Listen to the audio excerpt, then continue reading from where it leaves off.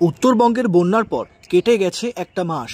বন্যায় ক্ষতিগ্রস্ত ডুয়ার্সের নাগরাকাটা ব্লকের বামনডাঙ্গা ও টুন্ডু এলাকা ধীরে ধীরে স্বাভাবিক হচ্ছে। দেখা যাচ্ছে এই মুহূর্তে দ্রুত গতিতে চলছে গাঠিয়া নদী বাঁধ ও ক্ষতিগ্রস্ত রাস্তা মেরামতের কাজ। টানাটানি সেতুর ওপর দিয়ে যাতায়াত শুরু হয়েছে।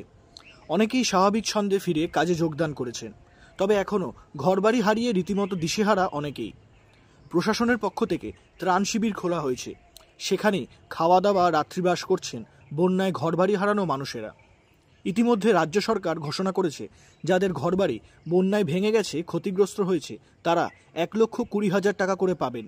সেই টাকাও খুব দ্রুত বন্যার্তদের হাতে পৌঁছে যাবে বলে আশা করা হচ্ছে। তবে ঘরবাড়ি হারিয়ে এই 1,20,000 টাকার খুশি নয় বন্যার্থীরা। তাদের কথায় এই টাকা দিয়ে কি ঘরবাড়ি হবে?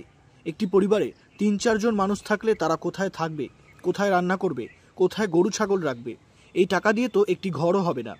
পাশাপাশি ডুয়ার্সের নাগরাকাটা ব্লকের বামনডাঙ্গা ও টুন্ডু এলাকার বন্যার্তরা অভিযোগ করলেন তাদেরকে শুধুমাত্র একবেলা খাবার দেওয়া হচ্ছে, যে কারণে শিবিরে থাকা শিশুদের খাবারের জন্য কান্না করতে হয়। এ বিষয়ে জেলা পরিষদের সভাধিপতি কৃষ্ণা রায় বর্মন বলেন, ইতিমধ্যে বন্যা দুর্গত এলাকায় অনেকটাই কাজ হয়েছে। নদী বাঁধের কাজ চলছে জোর কদমে, রাস্তাগুলিও অনেকটাই মেরামত করা হয়েছে। আশা করা হচ্ছে খুব দ্রুত ঘরের জন্য টাকাও পেয়ে যাবে বন্যা দুর্গতরা। একবেলা খাবারের বিষয়ে তিনি বলেন, বিষয়টি দেখছি।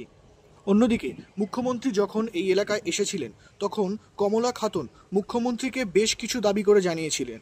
সেই কমলা খাতুন বলেন, দিদি যা বলেন তা করেন, আশা করি আমাদের দাবিগুলো পূরণ হবে। উল্লেখ্য, গত 4 অক্টোবর পাহাড় সমতলে মুষলধারে বৃষ্টির কারণে ডুয়ার্সের নাগরাকাটা ব্লকের বামনডাঙ্গা ও টুন্ডু এলাকার বেশ কিছু বাড়িঘর জলের স্রোতে ভেসে যায়। মৃত্যু হয় 10 জনের বেশি মানুষের। রাজ্যের মুখ্যমন্ত্রী মমতা বন্দ্যোপাধ্যায় নিজে এই বন্যা দুর্গত এলাকায় 2বার এসে পরিস্থিতি পর্যবেক্ষণ করেন। ব্যুরো রিপোর্ট, নজরে বাংলা।